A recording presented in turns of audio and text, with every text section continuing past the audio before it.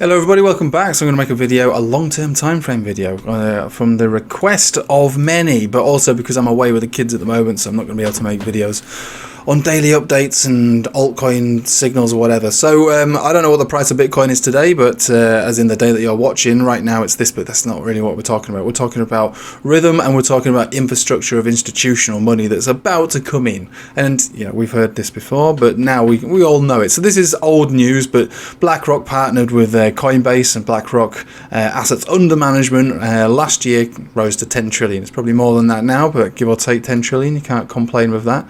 So we all know and we all love institutional money, right?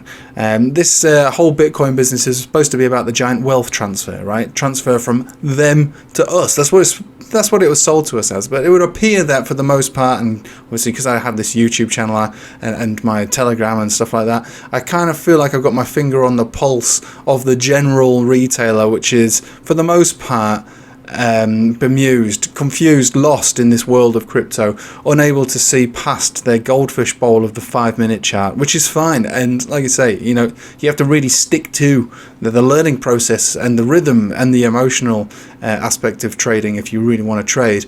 Outside of that, you know, investing is probably your best bet, and you should think about just investing and not trying to get clever with the charts, because I can tell you now, you know, time in the market for the most of the time does trump timing the market, right?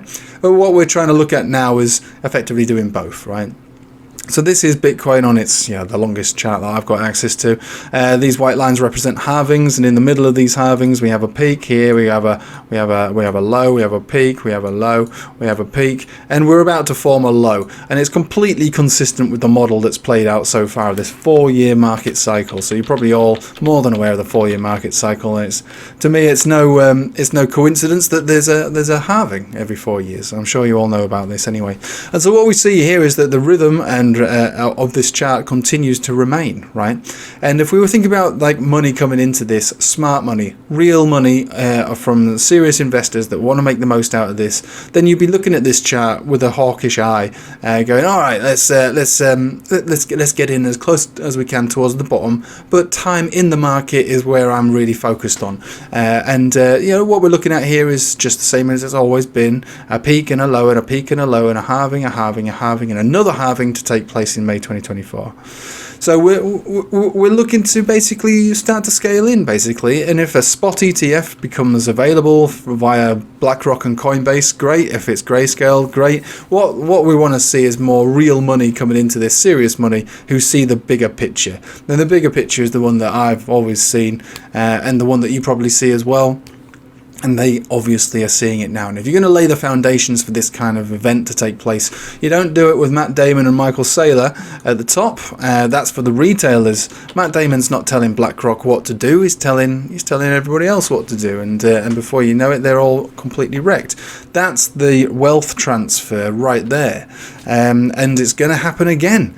But whose team are you going to be on? Are you going to be on the big boys team this time, buying in at the bottom with all the other big old fat blokes, you know, they're sitting around their table laughing as they increase their balance?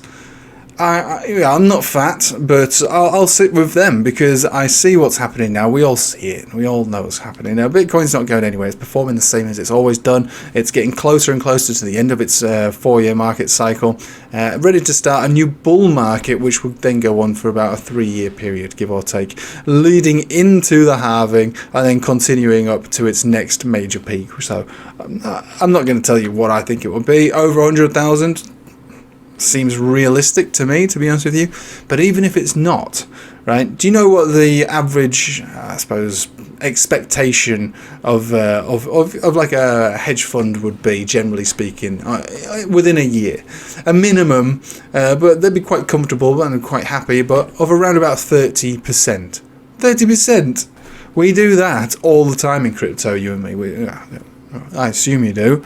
It's very possible to make 30% in a year in crypto. Maybe not this year, but most years it is. And so if you think about, well, 30% is what they're looking to generally get, you know, or give or take, they'll be happy with 30%. You know, most of the people who put their trust in places like BlackRock and they get 30% back a year, they would be happy. They think about it in those terms.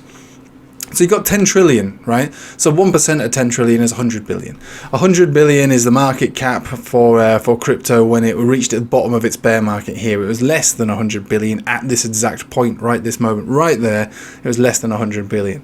And obviously now, you know, the total market cap is about a trillion. Bitcoin is about $500 million. So if we think about a spot ETF from BlackRock, specifically just BlackRock, allocating 1%, which is 100 billion into Bitcoin, maybe not overnight, but over time, that's enough to make some green candles and to add a little bit more credibility to this whole crypto scene to which most people have fled in fear. And this is always the way.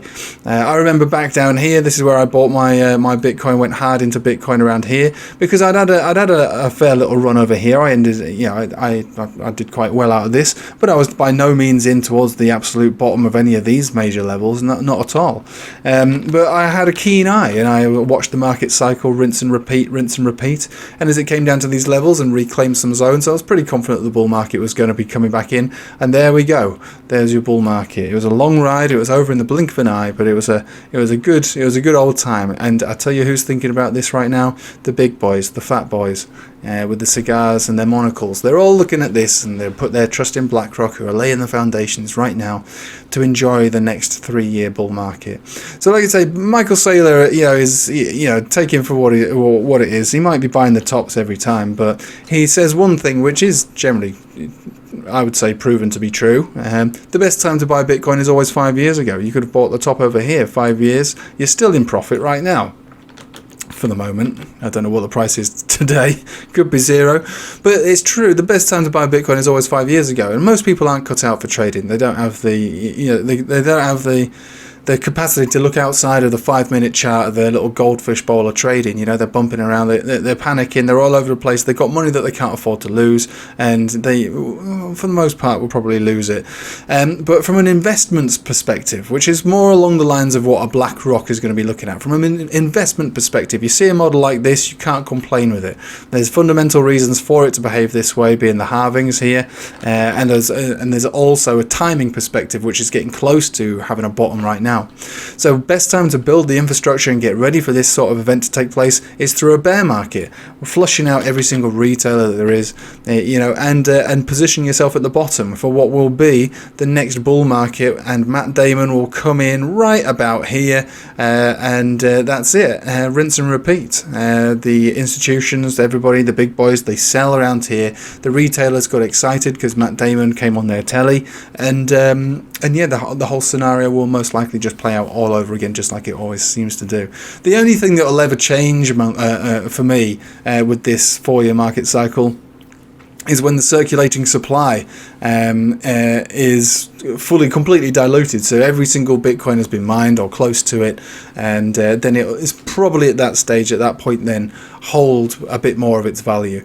But while we're still in the same process of you know, this, you know, mining processes, and I think we're going to continue with this kind of vibe, diminishing returns all the way up with the same kind of moves back down 80% or so.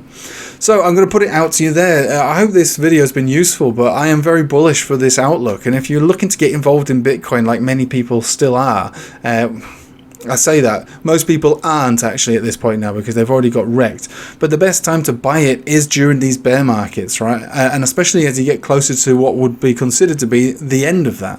I think today, you know, at this current level, whether it's 17,000 or 23,000, is the equivalent of around about the $6,000 zone, and by that I mean we could see another capitulation event, washing out every last retailer. And that sort of thing is not unlikely. That's how it seems to have happened always in the past, and we should expect that to happen again, although we can't count on it happening again. So a lot of people who talk to me, you know, when, you know, usually at the peak of bull runs, they say, "What's all this crypto you doing? How do I do it? How do I get into it?" And I say, "Don't do it here. It's too late." And then I tell them to buy it here, and they say, "Oh no. No, I put $100 in then. I know you told me not to, but I did put $100 in now, and it's gone down to 10. So I'm not going to be buying anymore." And I'm like, fine. Guess what happens as we approach this? "Oh, I heard Elon Musk has bought Bitcoin. How do I buy Bitcoin?" Don't do it now. You've missed the boat again. Okay. And then what happens is I start to talk to him in times like now, and I say, "Look, it's time to start allocating some funds, get ready to you know, incrementally buy into some of these lows. Oh no, because when I did buy some when Elon Musk bought some, but now that $100 is now worth 10. Right. Again. But it's true, you know, as we get closer and closer, especially on a time perspective, to this, whatever this low will be, whether it's, you know, already in, whether it's 14, whether it's 12, 10, 8, 6, wherever it goes to, that's the time to start buying, right? Incrementally, dollar cost averaging into these kind of zones. But I can tell you what, most people won't do that. Most people won't do that because they, again, you know, most people will just follow the trend and they will wait for Matt Damon to tell them to buy, and they will do it, and then they will fall into the same trap that they always fall into at the top of these bull markets every single time. They're completely scared out of any kind of involvement with crypto because it's gone to zero, it's going to zero, and they miss out completely.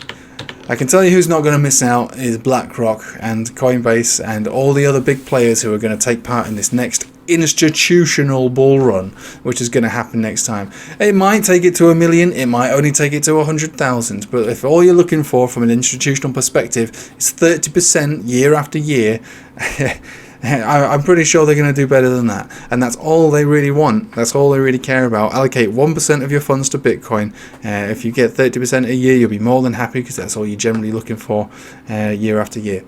So I'm going to put it to you then. Does that make sense? Right? The market cycle is performing more or less the same as it always has. We've got the foundations for major investment, not just one Michael Saylor and one Elon Musk, but major investment flooding into a spot ETF, or maybe even several spot ETFs in this next bull run, which is why I call it the institutional bull run.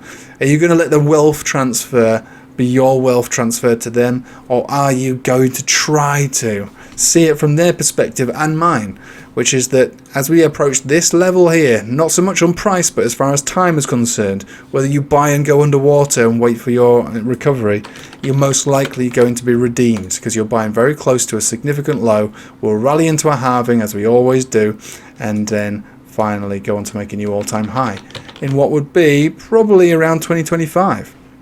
We find our peak around here, and then I'll fall off the cliff. Anyway, it's a long video, I appreciate that, and I'm talking about something very long term on a fundamental and a technical basis. If you made it to the end, please let me know. If you found it useful, just share the video. Anyway, have a nice day, take it easy.